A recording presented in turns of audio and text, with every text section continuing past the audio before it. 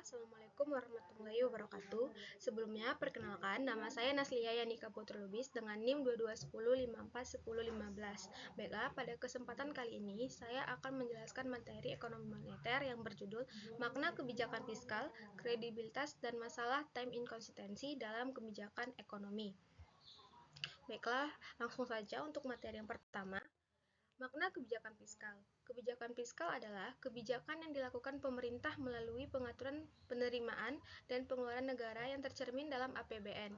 Kebijakan ini digunakan untuk mengatur aktivitas ekonomi agar berjalan secara stabil, mencapai stabilitas ekonomi, pertumbuhan yang berkelanjutan, dan kesejahteraan masyarakat. Tujuan kebijakan fiskal.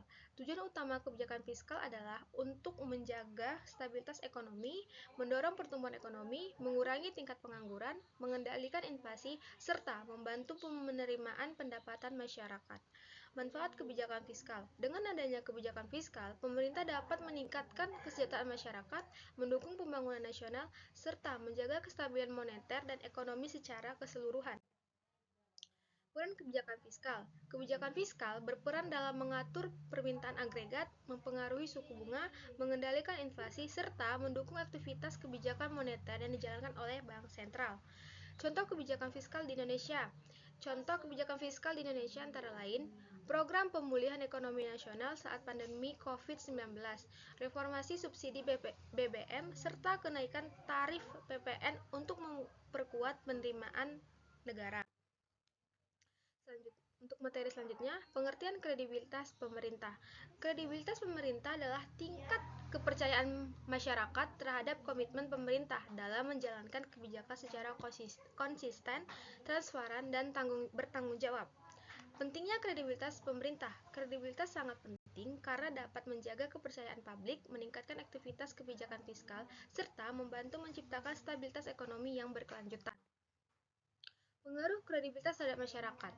Kredibilitas yang tinggi akan membentuk ekspektasi masyarakat positif, meningkatkan konsumsi dan investasi, serta mengurangi ketidakpastian ekonomi. Baik, untuk materi selanjutnya, pengertian time inkonsistensi.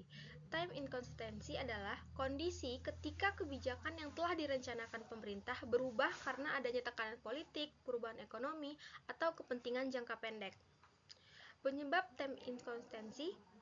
Time inkonsistensi dapat disebabkan oleh tekanan politik, perubahan kondisi ekonomi, serta lemahnya pengawas dalam kebijakan fiskal. Dampak time inkonsistensi. Dampak dari time inkonsistensi antara lain menurunnya kepercayaan publik, meningkatkan tekanan inflasi, serta terhambatnya pertumbuhan ekonomi dalam jangka panjang. Baik, selanjutnya, hubungan kebijakan fiskal, kredibilitas, dan time inkonsistensi. Kebijakan fiskal hanya dapat berjalan efektif jika pemerintah memiliki kredibilitas yang tinggi.